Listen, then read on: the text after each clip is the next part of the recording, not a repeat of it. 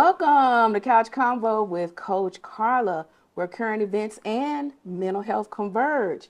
Welcome, welcome, welcome. So glad that you all joined us on tonight. We want to welcome our special guest, Mr. Damian Peck.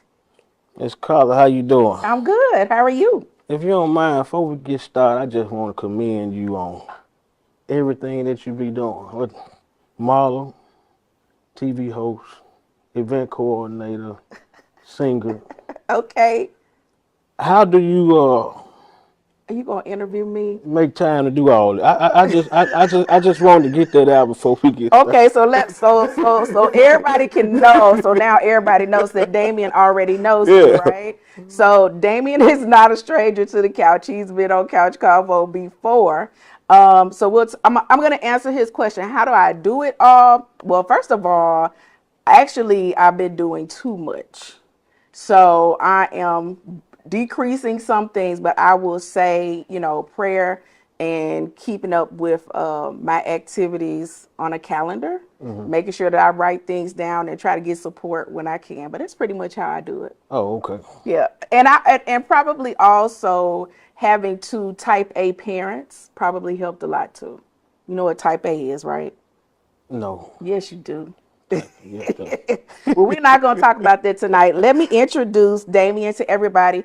Damien is a certified life coach with over 13 years of experience in guiding individuals towards overcoming obstacles and uncovering their true purpose. He has a bachelor's degree in arts in ministry and counseling, and he has dedicated his life to empowering others through the deep understanding of human emotions and the journey of personal growth. He founded Open Overcoming Problems Effectively Now in August of 2019, and he's known for his memorable catchphrase, say it like you feel it. So you are welcome. He just wrote a book. It's autobiographical in nature. And so we're going to be talking about that book on tonight. Let's get to Okay, all right. He it. said, let's get to it. So, what inspired you to write the book? uh, Basically, when I started mentoring men and talking to those men, I found out that there was men just like me that was, just wandering through life without no purpose, no direction. Looking for guidance, looking for change, and looking for someone that can be an example in their life.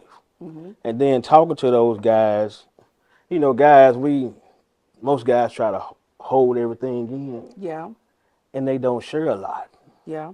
And we all go through some of the same similar things. So I just felt like since I talked to these guys, just open my world up to tell them exactly what I went through. Yeah. Because it all started, when I was coming up in the neighborhood.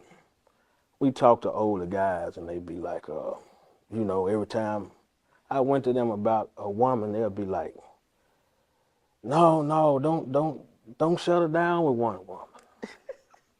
Get Okay. all the girls you can. Okay. Enjoy your life. You got plenty of time to settle down. And then they'll begin to tell me little stories like, man, I had Barbara, I had Shirley, and I had Deborah. Okay. Deborah had my heart, and Barbara wanted me from the start. Enjoy yourself. It sounds like lyrics to a song. Okay. So I did that. Okay. So I took that guidance. Yeah. But later on, I figured out that it was misguidance Okay. because they told me about the good times. Mm-hmm. But they didn't tell me some of the same things that'll make me laugh or be some of the same things that make me cry. Okay. They didn't tell me about all the soul ties that I was going to have to fight off. Yeah. They didn't tell me about all the different spirits I was going to have to fight off from all the women I had allowed myself to connect to. Right. So that's how it started, and that's what motivated me to write the book. Because when I started my Open Uncut show, it was basically supposed to be for men. Right. But it's hard to talk to men sometimes. Okay. So I started getting messages like, you male bashing, why you Oh. down talking men? Yeah. But I feel like if it's constructive criticism, if constructive criticism is good, Uh-huh. long as you're uplifting them at the same time. Yeah. And that's the problem that I had and most men had. We want to lead, Mm-hmm. but we don't know how to follow. Okay. We want to teach, but we don't want to be teachable. We do not know everything. Oh yeah. So that No. was one of my reasons why I decided to go ahead and write the book and just tell all the things that I went through, got through, Okay. and how I started the process of changing myself. So how is the book set up? I mean, you're because it sounds like it's autobiographical, but not necessarily an autobiography. Exactly. Okay. So do you have certain values that you're teaching, like per chapter? How's it set up? Well, the first chapter is the title, The Defect in the Mirror, Self-Reflect Before You Connect. Mm-hmm. And I had came up with that title. You ever heard of cars that don't work, they call them lemons? Lemons, yeah. I had to realize that I was a human lemon.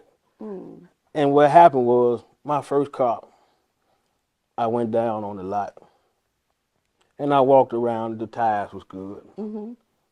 The body was good. Okay. I looked inside. Inside was good. It crunk up and it was quiet. I even raised up the trunk. I mean the hood, Good. and it was clean. Okay. So Hmm. the couple of days it was good. Yeah. But then after a while I realized everything I expected my car to do, Mm-hmm. my expect had some defects underneath the surface Okay. that I couldn't see with the natural eye. Okay. When I press on the gas, the windshield wipers started going. Yeah. When I clicked the windshield wipers, the horn started going off. Mm-hmm. Basically, somebody didn't inspect that car, Right. but they still put it on the lot to Mm. be somebody else's problem. Wow. And I use that analogy to say this. As men, on the outside, we might look good. Mm-hmm. Mm-hmm. And the women, y'all have some expectations of us.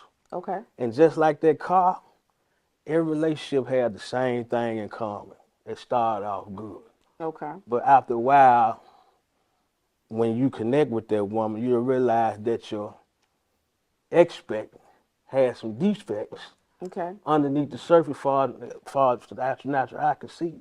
Okay. And that's why you have to look at yourself in the mirror and self-reflect before you connect, because it's those things that men don't want to talk about. Mm-hmm. You know, men have been molested. Yeah. Men have been raped, Mm-hmm. sexually abused, Right. mental abuse. Yeah. You know, haven't been raised with their fathers. Right. And Yeah. it's different things that they go through that they're afraid and embarrassed to talk about. Mm-hmm. And how they go along living with this, they learn to live with the pain, Yeah. but they don't deal with the pain. Right. Because they say time heals all wounds. Yeah. But no, only address pain heals over time.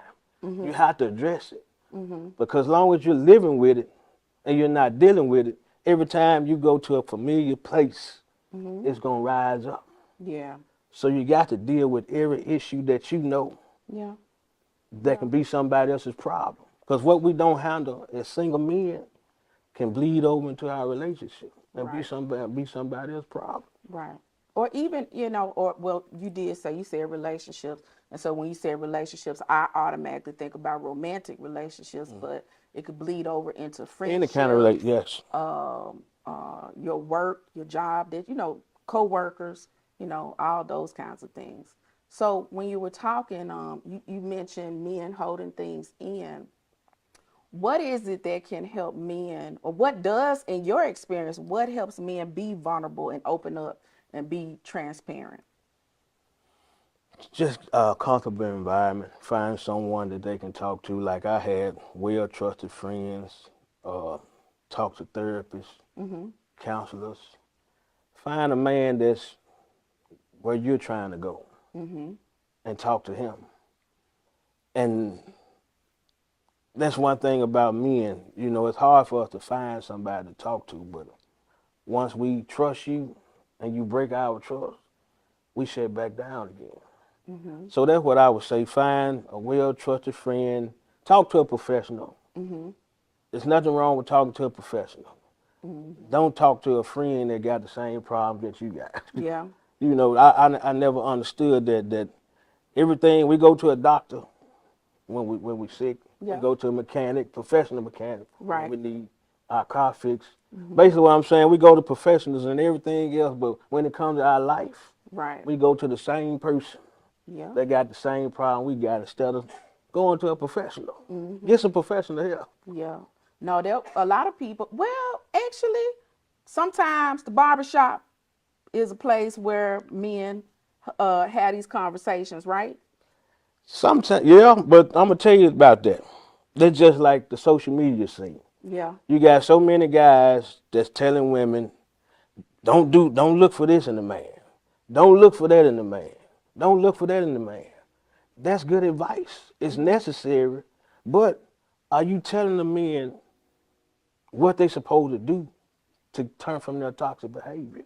Mm-hmm. And then about the barbershop talk, nobody is telling their personal experiences. Mm. They not telling them, Okay. I went through it. Yeah. This is how I got through it. Okay. Because if you just telling somebody advice, it's good advice and it tickle the emotions. But Mm-hmm. when you share your stories, the things that you went through and got through, Mm-hmm. it pierces the soul. Yeah. That's why I share my personal stories. Yeah. So that's how the barbershop talk go. Everybody on their good behavior. Oh, okay.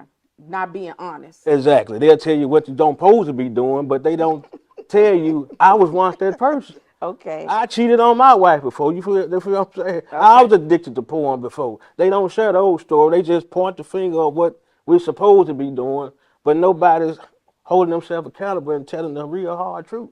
I don't know when the last time you've been to the barbershop because when the last time you've been to the barbershop? Oh, Because I think I'm meddling with you, last Saturday. but I think, okay, all right. I think the barbershop talk may have changed because I'm sitting, okay, well, let me be clear. I go to a beauty shop where the barbershop is on the other Next up. side. Okay.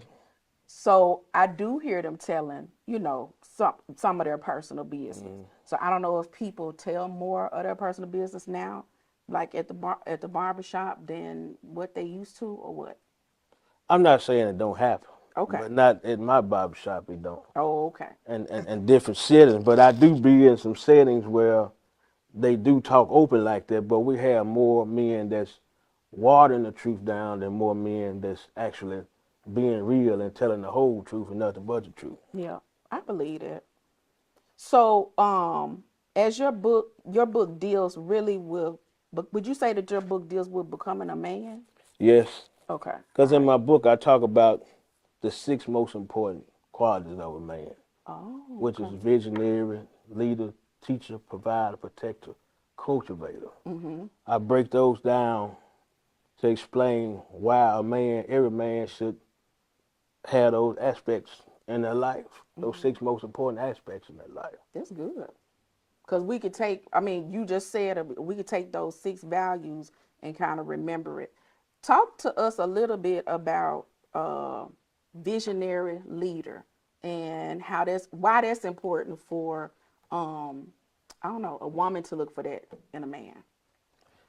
It's like this: if a man, the first thing, I'm my faith is in God, so I feel like every man that's a believer of God should be, even if you're not a believer, you should be connected to a higher power Right.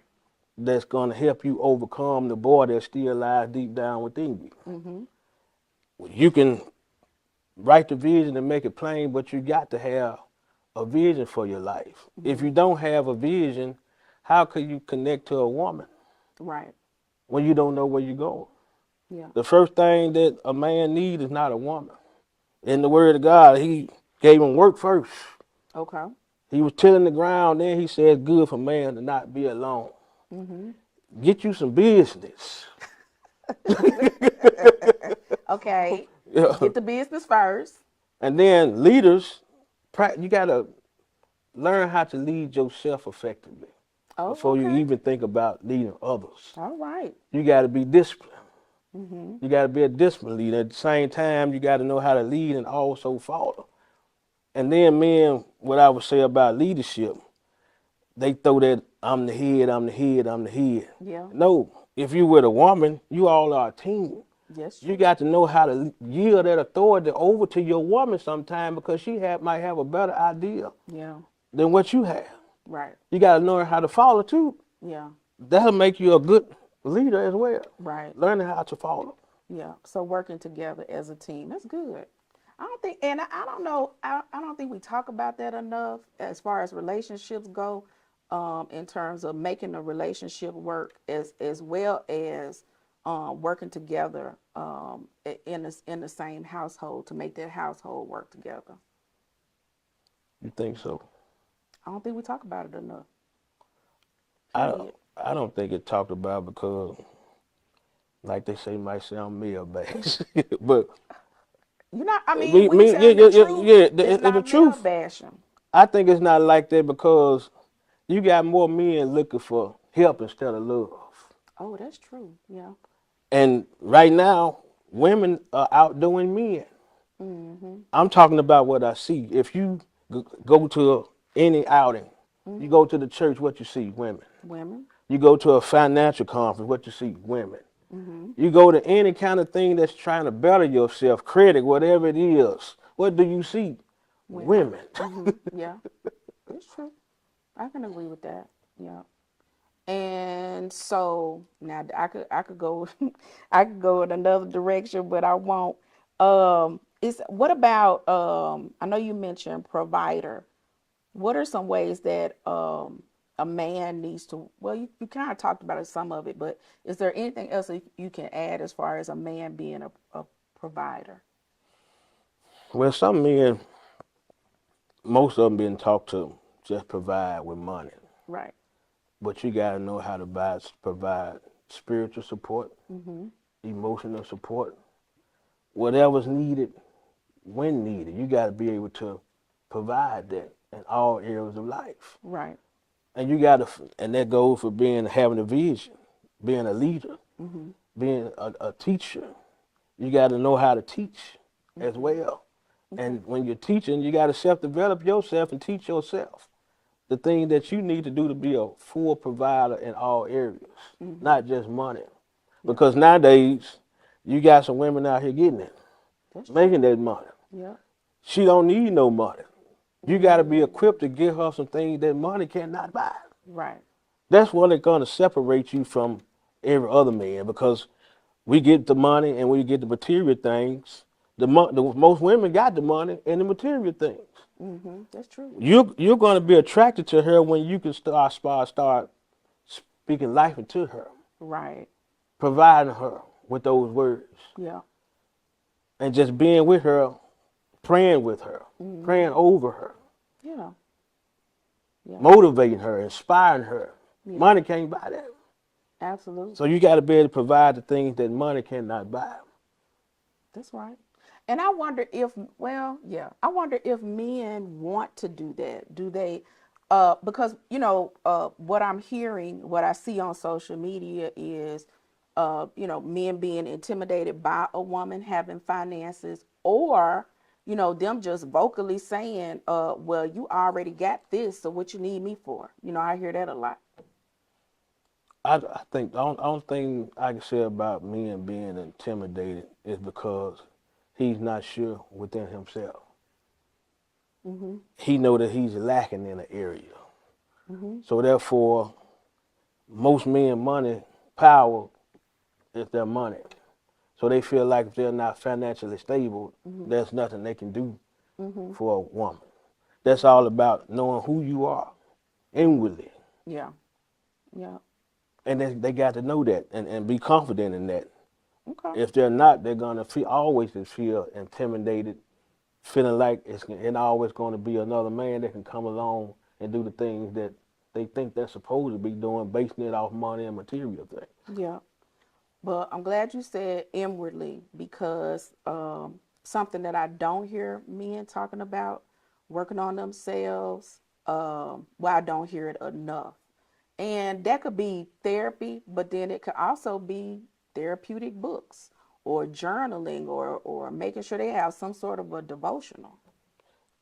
And that's another thing. You got to read. You got to self-develop yourself. Most men don't want to read. We don't want nobody to tell them nothing. You Okay. know, they feel like it's a sign of weakness asking for help. Yeah, But actually, it's a sign of strength it is. when you can move your pride and ego out the way and say, "I need some help." Yeah, yeah, yeah. Or I need some help and I can't do it all by myself, and Yeah, that's okay. Because we weren't designed to do life by ourselves. You know. not at all. Yeah. And that's why a lot of us make the mistake as far as like we'll tell ourselves we want somebody just like us. Mhm. But having somebody just like us, somebody's not needed. Yeah. Yeah. You got to have a balance. Your person has to be different. Mhm. Where you're weak at, she might be strong. Right. And where she's weak at, you might be strong. Mhm. And when y'all come together to make a new whole. And there's really no weaknesses because y'all complement each other well. Right. And most of the time when I work with couples, one person is good with money and the other one Right. not. You know, one person is good with cleaning and the other one not. And so I do see, that couples do tend to balance each other out. And hopefully they have conversations about, what we like to do and what we don't like to do. So that way everything comes together and works together the way that it should. Yeah, that's why I always talk about like the difference between compatibility and suitability. Okay. Just because someone have your qualities that you're looking for doesn't necessarily mean that they're going to meet your expectations. Mhm. It's just like a job. You're qualified for this position, Mhm. but your expectations, you always late. Mhm. Your job performance is low. Mhm. Just because a person have the qualifications you're looking for, don't mean they're gonna meet your expectations. Okay. We get compatibility mixed up. Just because y'all like to do a whole lot of stuff together, Mhm. that's my person. You can Mhm. be compatible with a dog. Y'all like Uh-uh. going in the yard and Not the play dog. ball together. Y'all Okay. like running and jogging together. You compatible with your dog. Just because you're compatible don't mean that that's your person. Okay.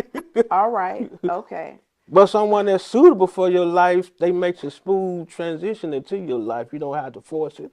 Mhm. It just make a smooth transition into your life. Yeah, okay. Well, one thing that I hear people say is that their person challenges them, and helps them be better. That's a good thing. Okay. Because if you with someone that don't make you want to do better, you need to reevaluate the whole situation. Okay. All right. You got to have someone. It don't even have to be words. Just you watching the way that they move in life. Okay. That's my thing. I always tell myself I cannot be the weakest link. And Mhm. it's not a competition thing. If I'm with a woman and she out there getting it, Mhm. that wakes something up in me. Not that I'm competing with her. Mhm. She going hard, I got to go hard as well. Right. Because anything can happen to her just like anything can happen to me. So if something happens to her, I want to be able to provide Mhm. what's Mhm. needed when needed. Right. Okay. So thinking more so about the book, and the title of it is "Defects in the Mirror." The defect in the mirror, yes. Defects in the Mirror. And just so I don't forget, it's coming out March the 4th. It'll be available at Amazon.com as well as All book platform. okay, Everywhere all you can get book a book. platforms. Yeah. Everywhere you can get a book. Yeah, Okay. I know a lot of people been hitting me up saying when the book. The reason I chose March the 4th, that was my when my daughter was born. Oh, okay. March the 4th, and the reason that March the 4th is because all the stuff I had went through, even though I had a good job, Mhm. all the material things that I thought that I wanted, Mhm. I still felt empty. Yeah. Dating a lot of women and still feeling alone. Mhm. I just felt like I was just wandering through life, Yeah. just existing. And most of the time, people feel like that when everything is going bad, but everything was going good for the most part, far as you on the outside looking in. But I was just hurt, contemplating suicide. Yeah. And the birth of her was the rebirth of me. And Okay. I didn't get it all together quick, but I started the process Right. of trying to be the best man that I could possibly be. So that's why it's March the March the 4th. 4th. Yeah. Okay. Well, I'm sure a lot of people probably wanted it before Valentine's Day. Yeah, they did. I thought Okay. about that too when they were talking about the Ooh. qualities of a man. Yeah. Well, any chances we gonna get a pre-release before March the 4th? I might think about Oh, okay. We're gonna let you think about it, but it. we finna worry you too though, because we're excited about the book. I'm ready to Yeah. read Defects in the Mirror and to learn about the 6 values, and maybe this will be a tool that I can use in session with my clients as therapists. Yeah, I think, hope I make y'all proud. I did the best I could Okay. with my knowledge I have and still researching to get You everything complete. you've been a life coach and a counselor for quite some time, so I'm sure your knowledge was what's the word I'm looking for? Um, I do that sometimes. It's good enough. Good Yeah, enough for all of us. yeah, So because yeah. I'm an overthinker. I'm talking about I had completed a chapter. I completed the chapter, some of them, Uh-huh. and I overthink it. And I'm like, every other day I was rearranging the whole chapter But that's what because I think I writers mixed something. that's So, what writers do though. That's what writers and do. when I read and be like, okay, this is it. You know how you start something, you be like, no, I don't feel that is my all. So I actually finished the book within a month. Then That's good. I stretched it out to 3 months because I kept reading it over and over again Yeah. and kept adding back to it. Yeah. And I said, well, it ain't got it's instructions. I said, let me add some personal stories to it. Okay. So for visionary, leader, teacher, provider, protector, cultivator, I shared all the personal stories of how I was struggling in those areas and what I had to do to perfect them. Okay. All right. And then are you going to have like a book signing event? I thought about it. Okay. But yeah, I think it's necessary, especially, if I'm trying to promote it. And then I'm kind of laid back, don't want to be, out front. But You out front right now? yeah, I'm out front now. But you know what I'm saying? I got to get out of my shell. You mean like people being right there at your fingertip. Exactly, yeah. Oh, okay. Okay. But Because yeah, I'm not one that like to, I'm hard on myself, and I don't, I rather for other people to kind of say that's good or compliment me before I compliment myself. And then I don't take that well because I feel like I'm still not my best. So, all of us are yeah, all of us are working on ourselves.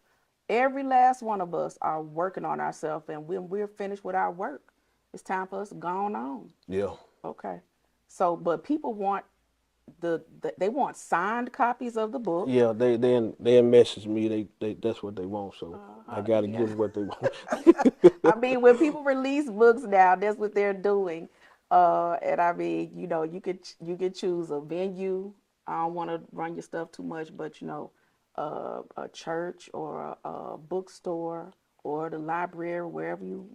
I got a couple of ideas in mind. Okay. I'm gonna pull it off. I'm surprised everybody. Okay. And I Yeah, think that you'll be surprised about how many people show up and receive it well. I will be surprised. Okay. All right.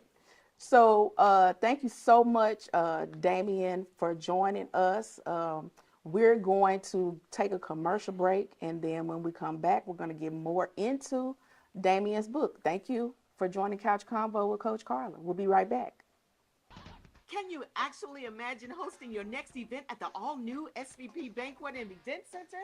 Yes, Spacious, beautiful venue with plenty of parking, located in the heart of East Memphis. Let us host your next intimate birthday gathering, family repast, bachelorette party, wedding and reception, baby shower, corporate meeting, social club event. Call us today. Don't wait. 901-244-6874. The all-new SVP Banquet and Event Center. Ladies, do you feel feminine during your feminine flow? You know, your monthly cycle, your period? Are you still suffering in silence? The suffering is over. It's time to choose Rain. Rain is an all-natural, premium sanitary napkin with 8 layers of cotton, high-grade polymers, graphene to help cut bacteria by 99.9%. Ladies, let's protect the most precious jewel in the world, you. Rain Premium Sanitary Napkins do not make any medically backed claims or personal recommendations of any kind. For more information, contact Marilyn McGee.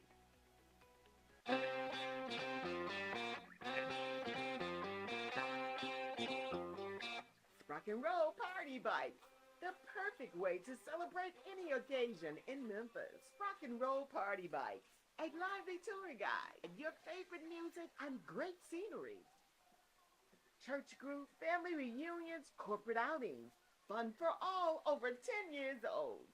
It's a memorable experience. Bachelors, bachelorette parties. Book now. Our fleet of bikes accommodates up to 16 riders. Book now. It's Rock and Roll Party Bites.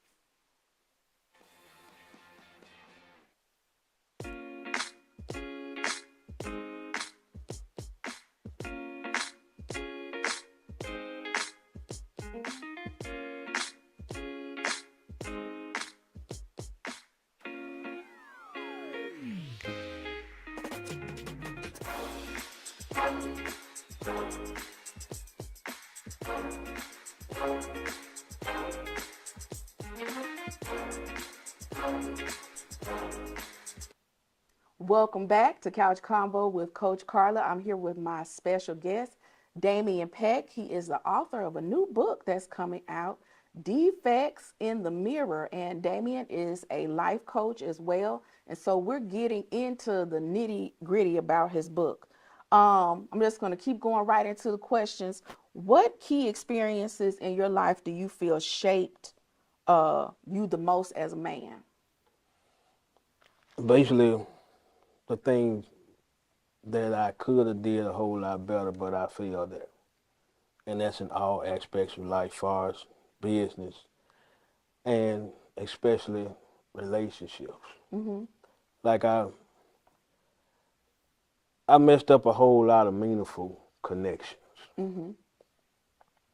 And I really beat myself up for a long time because I messed up those different connections with, the few women that I Mm-hmm. was involved with. And I always play it back in my head, what could I have done better? Mm-hmm. And I was thinking like I shouldn't have even presented myself or connected with those women knowing that I wasn't fully prepared to effectively give the attention needed to the situation. Mm-hmm. And procrastinating far as business-wise,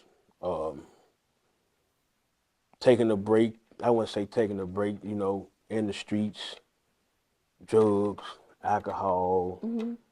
just doing different things that I wasn't raised, you know, and it's just like people say, where the parents at? Mm. It ain't always the parents' fault Mm-hmm. when kids are acting a certain kind of way because it was like I had a double life. Mm-hmm. My mom done raised me up at church, Right. but at nighttime, away from the church, I was somebody else. I was you would have thought they left me on somebody's doorstep where I was adopted or I was an orphan going from house to house. You would have thought I had no parents. Okay. Yeah. Yeah. And I made emotional decisions Mm-hmm. because I didn't like the person I had become as a man. Yeah. Because after a while, like I said, things was fun. Yeah. But when I first started getting into the Word of God, reading my Bible, trying to pray, the conviction started to come. Mm-hmm. Mm-hmm.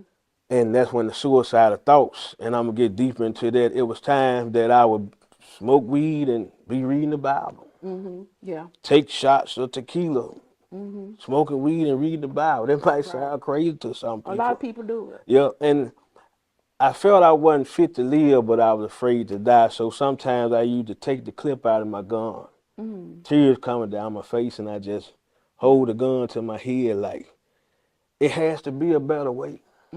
It got to be a better way. So it was for years that I wasn't happy. I know happy is an inside job, but I was just content. Yeah. I wasn't happy with me. Okay. So it's just the failures and correcting those things that I could correct as much as I can and starting the process of trying to be the man that God created me to be. Did you do you know, as I was listening to you, did you feel like there were some good mentors that came along in your life that helped? Oh, yes, of course. And they came, and I know one in particular, he was real hard on me. And I liked that. So, thank you so much, Damien, for being my special guest. I can't wait to get my book, Defects in the Mirror. You all check his book out and keep on coming back to the couch. Thank you for joining us for Couch Convo with Coach Karla. And keep on coming back Thursday nights at 7 p.m., as well as Xfinity Channel 17 on Friday nights at